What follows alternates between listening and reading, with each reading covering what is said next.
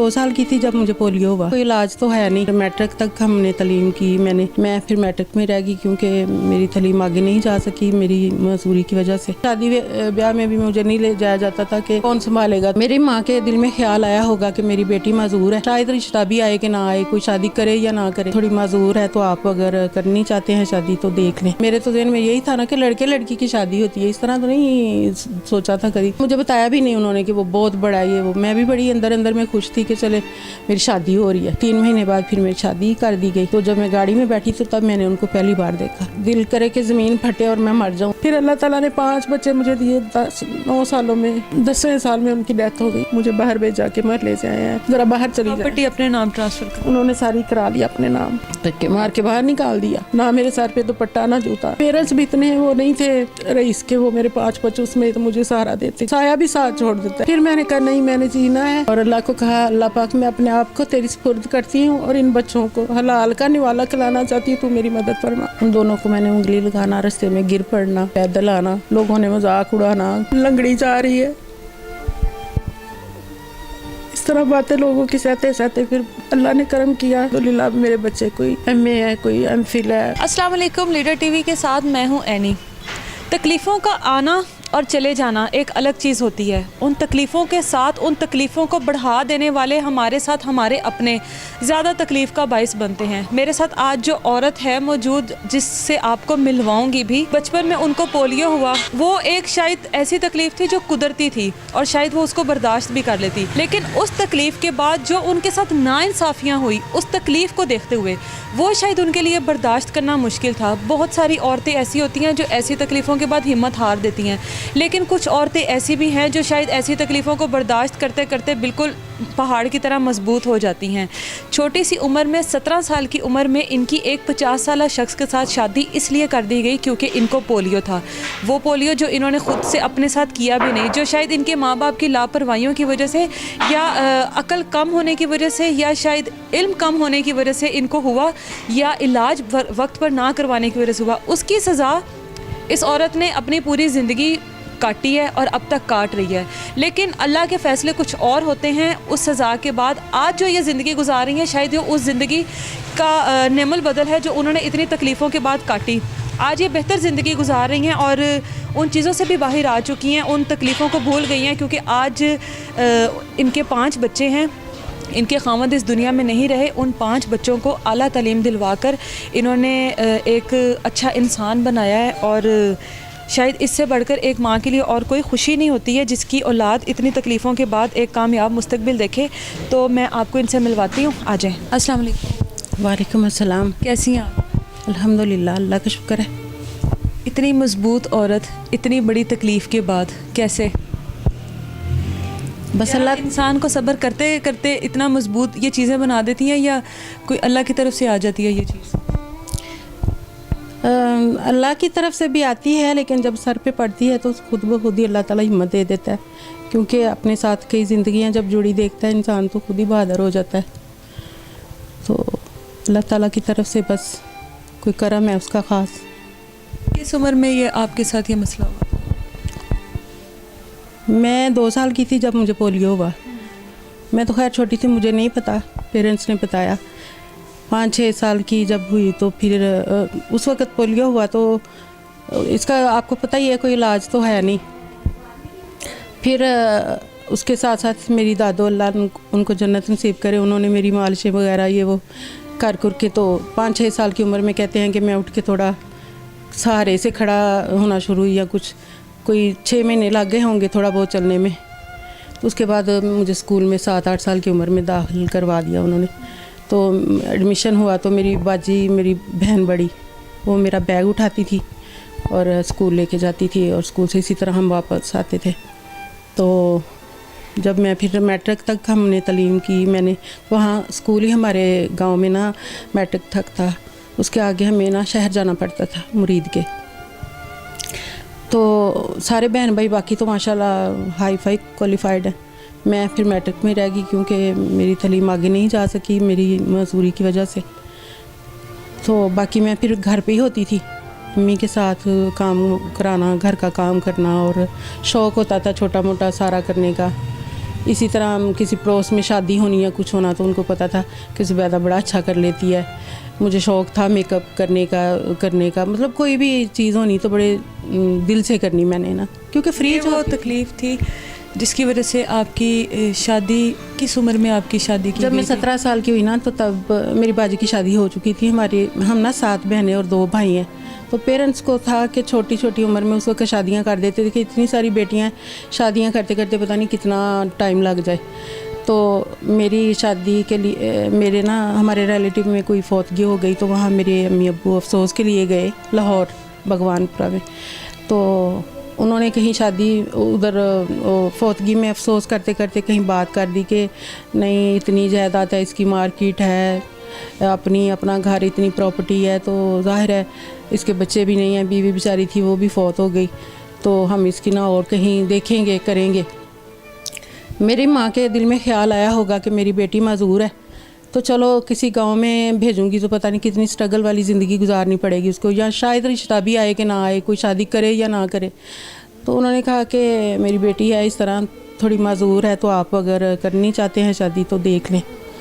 तो वो आ गए थोड़े दिनों 2-3 दिन बाद, तो आके उन्होंने खुश हो गए कि छोटी सी बच्ची है। तो मुझे तो पता ही नहीं था कि शादी में मतलब लड़का कैसा, मेरे तो ज़हन में यही था ना कि लड़के लड़की की शादी होती है, इस तरह तो नहीं सोचा था कभी। और मुझे बताया भी नहीं उन्होंने कि वो बहुत बड़ा है ये वो। मैं भी बड़ी अंदर अंदर में खुश थी कि चले मेरी शादी हो रही है। तो 3 महीने बाद फिर मेरी शादी कर दी गई।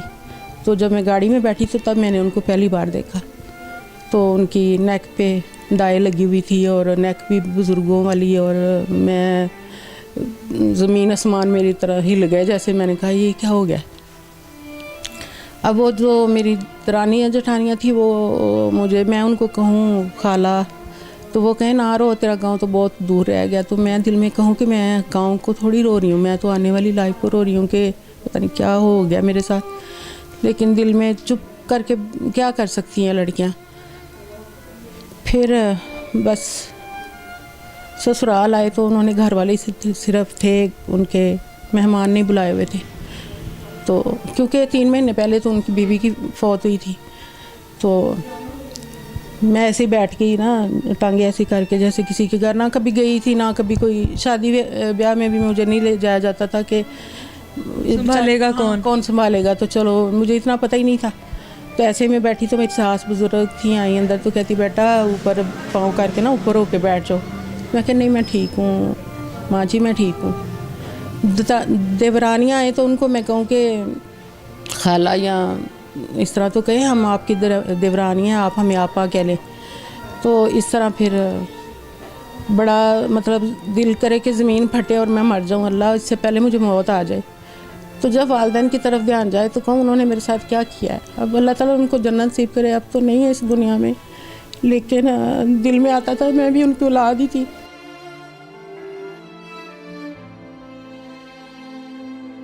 फिर अल्लाह ने 1 साल 1.5 साल बाद मेरा बेटा हो गया। वो गोद में आया तो थोड़ा माँ की एक जान होती है औलाद चाहे, वो फिर कंप्रोमाइज़ कर लिया लाइफ से कि यहाँ जीना मरना। तो फिर अल्लाह ताला ने 5 बच्चे मुझे दिए 9 सालों में, 3 बेटे और 2 बेटियाँ। तो 10वें साल में उनकी डेथ हो गई, इनके मेरे मियाँ की, इनके बाबा की। उनको हेपेटाइटिस था, शायद उन्हें खुद भी नहीं था पता। तो जब हॉस्पिटल दिखाया उन्होंने कहा सिरोसिस हो चुका है, इनकी ज़िंदगी बाकी नहीं है, जब तक ज़िंदा है इसी तरह बस। वो मतलब फिर 3 महीने वो हॉस्पिटल है अस्पताल में ही आए हैं। वो कहीं टैक्स का करके कि टैक्स आया घर का तो अंगूठे वगैरह लगवा के ले गए हैं, मुझे बाहर भेजा के महल्ले से आए हैं। कुछ मिलने लोग तो आप ना ज़रा बाहर चली जाए। प्रॉपर्टी अपने नाम ट्रांसफ़र कर, उन्होंने सारी करा ली अपने नाम। तो मैं भी समझी शायद टैक्स ही आया होगा, बाद में पता चला कि नहीं है क्या। जब मैंने इद्दत में थी तब उन्होंने कहा कि भाई कौन सा घर और कौन सा क्या तुम्हारा यहाँ कुछ नहीं, वो अपनी ज़िंदगी में हमें सब कुछ दे गए, तो लिहाजा तुम चली जाओ अपने वालिदैन के साथ, तो बच्चे नहीं हमने देने। तो मैंने कहा क्यों बच्चे नहीं देने, बच्चे मेरे हैं, मैं तो कभी मर जाऊँगी लेकिन नहीं छोड़ूँगी। धक्के मार के बाहर निकाल दिया, ना मेरे सर पे दुपट्टा ना जूता। उस वक्त मैं चल फिर लेती थी, अब तो ज़्यादा हो गई हूँ। तो मैं गली में बैठ गई, मैंने कहा मैंने भी नहीं जाना। रो रो के सारा दिन, मई के महीना, इतनी गर्मी, मेरे इर्द गिर्द ऐसे जैसे कोई तमाशा हो रहा है, लोग इस तरह इकट्ठे हो गए, मर्द औरतें बच्चे, और किसी ने चादर दी, मैं उसमें मुँह छुपाए रखा, रोती रही। फिर किसी अल्लाह के बंदे ने उनको समझाया कि क्यों बद्दुआएं ले रहे हो, तुम लोगों ने भी जाना है इस दुनिया से, तो उसको ना बच्चे दे दो। कोई जानवर भी हो तो अपने बच्चों से प्यार करता है, तो वो माँ है, माजूर है। फिर उन्होंने मेरे बच्चे दिए और कहा जाओ लेके जहाँ मर्जी दफ़ा हो जाओ। तो फिर मैं लेके उनको आ गई इधर। पेरेंट्स भी इतने वो नहीं थे रईस के, वो मेरे 5 बच्चों उसमें तो मुझे सहारा देते, कोई नहीं, साया भी साथ छोड़ देता है। नहीं, जब इस तरह का मुश्किल वक्त आता है ना, तो साया भी साथ छोड़ देता है। वो दूर दूर हो जाते हैं कि ये मांग ही ना ले कुछ। फिर मैंने कहा नहीं, मैंने जीना है, इंशाअल्लाह ताला मैंने जीना है, और इन बच्चों को मैंने अच्छी तरबियत भी देनी है। फिर मैं यहाँ आई, जिस मार्केट में अब मेरा सलोन देखा है ना आपने, ये पहले यहाँ नहीं था, साथ ही एक और मार्केट थी, वहाँ था। एक दुकान का 500 रुपया सिर्फ किराया था उन दिनों। उन्होंने कहा कि देख लें आप, जौन सी भी दुकान नई बन रही थी मार्केट ना, 3-4 दुकानें चढ़ी थी।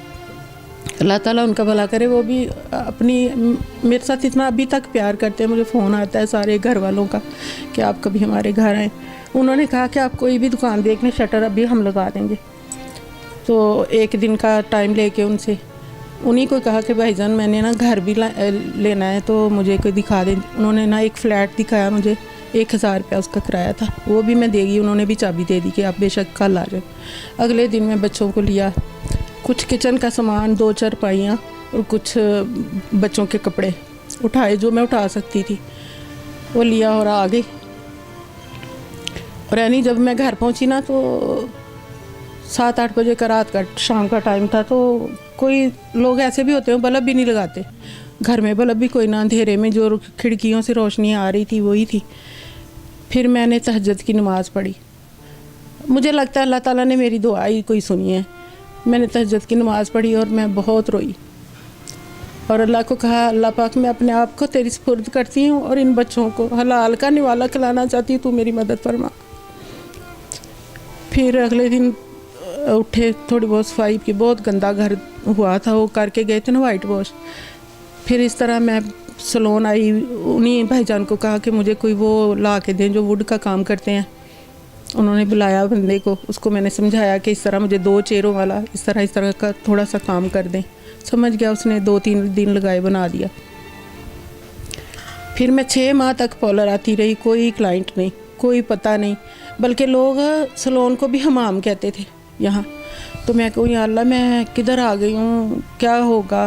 रोज़ रात को हिम्मत बांधती थी, सुबह तोड़ के हिम्मत चली जाती थी, फिर हिम्मत बांधती थी, फिर तोड़ के चली जाती थी। इसी तरह ना चलता रहा।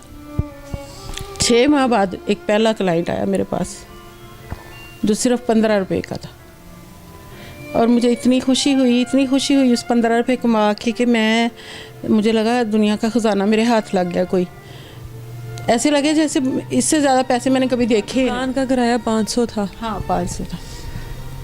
फिर उसके बाद अल्लाह का शुक्र, आहिस्ता आहिस्ता क्लाइंट आना शुरू हो गए। पहली चांद रात में 250 रुपये की लगाई और मुझे बड़ी खुशी हुई। सुबह जाके बच्चों को खिलाया पिलाया। फिर मेरे पास मेरे मियाँ की थोड़ी सी ग्रेजुएटी थी जो मेरे पास थी, तो उसी से घर चल रहा था। बच्चों को मैंने एडमिशन स्कूलों में 3 बच्चों को ले दिया, बड़ों को। छोटे 2 जो थे वो 1 साल का उनका फ़र्क था। वो कहते हैं ना, जिस रूह में दुनिया में आना हो, अल्लाह ताला उसको 1 साल बाद मेरा दूसरा बेटा होगा। पूरे 13वें महीने में 12 महीने का, 1 साल और 1 महीने बाद दूसरा बेटा। वो जुड़वा की तरह थे। उन दोनों को मैंने उंगली लगाना, रास्ते में गिर पड़ना, पैदल आना, लोगों ने मजाक उड़ाना, लंगड़ी जा रही है।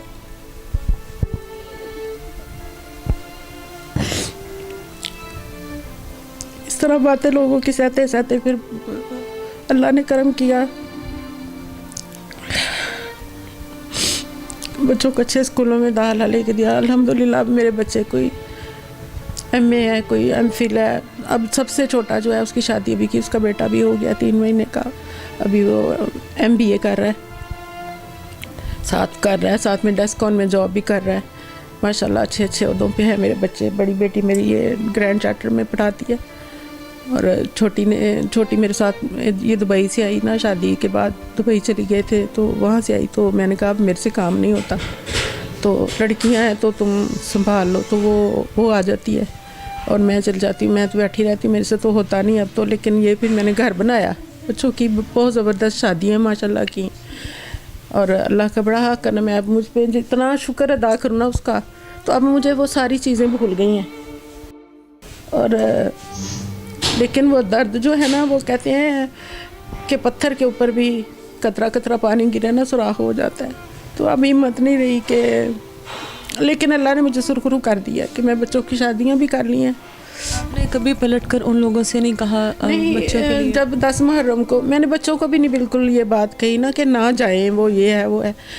नहीं, एक बात बताऊं, देखें आप यहाँ से अंदाज़ा कर लें कि अब कुछ अर्सा पहले ना, यानी यहाँ आए हुए 20 साल बाद मुझे फ़ोन आता है तो मेरी देवरानी का, तो कहती है कि मैं फ़लाँ बोल रही हूँ। तो मैंने कहा जी। कहती हैं वो सादिक ने, मेरे मियाँ का नाम सादिक था, सादिक ने ना 20,000 रुपया लिया था अपनी ज़िंदगी में, तो अब तक तो इसलिए नहीं मांगा कि बच्चे छोटे थे, तो 10,000 रुपया। तो वो ना अब बच्चे बड़े हो गए हैं तो वो ना हक बनता है उनके बच्चों का कि दे दें। मैंने कहा मुझे नहीं, वल्लाह आलम मुझे नहीं पता, लिया था। बहरहाल मैं अपने बेटे से बात करती हूँ, तो मैंने अपने बड़े बेटे आफ्ताब है उसका नाम, मैंने बात की तो कहने लगा अम्मी कोई बात ही नहीं है।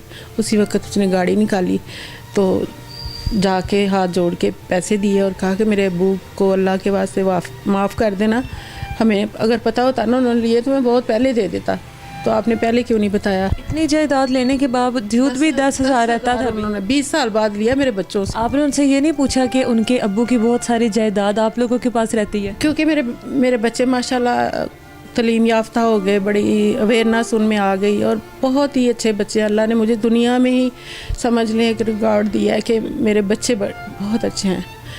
मेरे एक आंसू के साथ 10 आंसू रोने वाले हैं।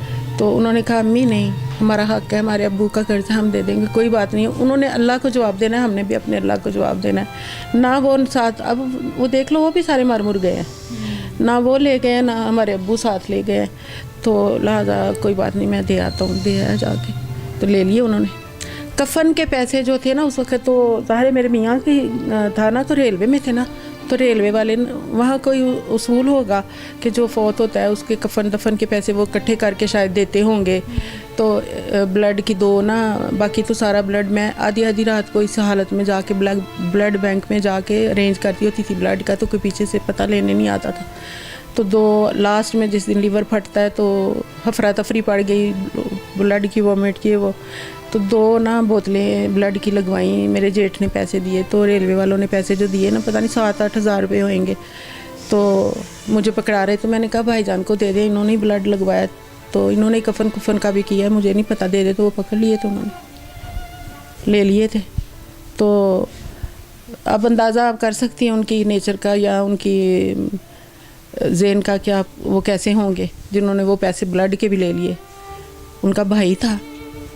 तो फिर उसके बाद कोई नहीं, बच्चे गए हैं 10 मुहर्रम को, कब्रिस्तान साथ ही है हमारे घर के ना, तो गए हैं। तो उनको फिर कहते रहे हैं कि यहाँ आओ, आ जाओ, घर गए हैं बच्चे। तो आके कहते हैं अम्मी वैसे ही घर उनके वही चीज़ें हैं जैसे हम छोड़ के आए थे। तो हमें अल्लाह ने कई बार, हमने गाड़ियाँ ली, कई बार बेची, फिर 3-4 गाड़ियाँ मेरी थी जो रेंट पे थी पहले, इसी तरह आहिस्ता आहिस्ता बढ़ाया कारोबार को, तो घर ख़रीदा तो बेची है। तो अल्लाह ने इतना कुछ दिया है, वो वहीं के वहीं हैं। बेशक हक मारने वाले वहीं के वहीं रहते हैं, और जिन्होंने ऐसी ज़िंदगी गुजारी हो आज वो कामयाब है। शायद उनको उस हिस्से की, या जो इनके देवरों ने, जेठों ने जो भी इनका हक मारा है, जो भी हिस्सा रखा है, इन्होंने चाहे माफ़ कर दिया, लेकिन अल्लाह माफ़ नहीं करता। और आज ये कामयाब ज़िंदगी गुजार रही हैं, अपने बच्चों को बेहतर मुस्तकबिल दिया है, एक मजबूत औरत हैं और एक अच्छी ज़िंदगी गुजार रही हैं। शर्म उन लोगों को आनी चाहिए जिन्होंने इनका मजाक उड़ाया, और उस मजाक उड़ाने का आपको उन लोगों का शुक्रिया अदा करना चाहिए। उस मजाक ने, उन्होंने आपका हौसला बढ़ाया, आपको इतना मजबूत किया। मेरे घुटनों पे ना स्किन नहीं आती होती थी, यानी अगली आती थी थोड़ी, तो फिर मैं गिर जाती थी, वो फिर उतर जाती थी। वो इतने इतने मेरे घुटने जो है ना अभी तक इतने पक्के निशान उन पे पड़ गए हुए हैं गिर गिर के कि वो निशान मेरा ख्याल है मरते दम तक नहीं ख़त्म होने वाले। एक प्रेगनेंसी में गिरना, ज़ाहिर है वज़न बढ़ जाता है, गिरना रोज़, एक बार गिरना, 2 बार, 1-2 बार गिरना, रोज़ गिरना। तो माँ बाप से गिला नहीं हुआ कि मेरे साथ ही क्यों, और इतनी ये तकलीफ आई 2 साल की उम्र में, शायद अगर उनको भी इतनी अवेयरनेस होती तो ना आती। माँ बाप से भी तो गिला होगा। 1-2 बार मेरे मुंह से शायद निकल गया था, लेकिन फिर उनको दुखी देख के औलाद दुखी होती है। 1-2 बार मैंने कहा था अम्मी ने आप लोगों ने मेरे साथ क्या किया, तो वो खुद रोते थे। एक कुदरती जुल्म ऊपर से फिर एक और जुल्म। बड़ा पछताते थे, कर तो बैठे थे लेकिन वो खुद बड़ा पछताते थे कि हमारी। बेशक माँ बाप अपनी औलाद का भला सोचते हैं, लेकिन कभी ना कभी माँ बाप की लापरवाहियों की वजह से औलाद इतनी तकलीफ़ें बर्दाश्त करती है। अपना बहुत सारा ख्याल रखिए, देखते रहिए लीडर टीवी।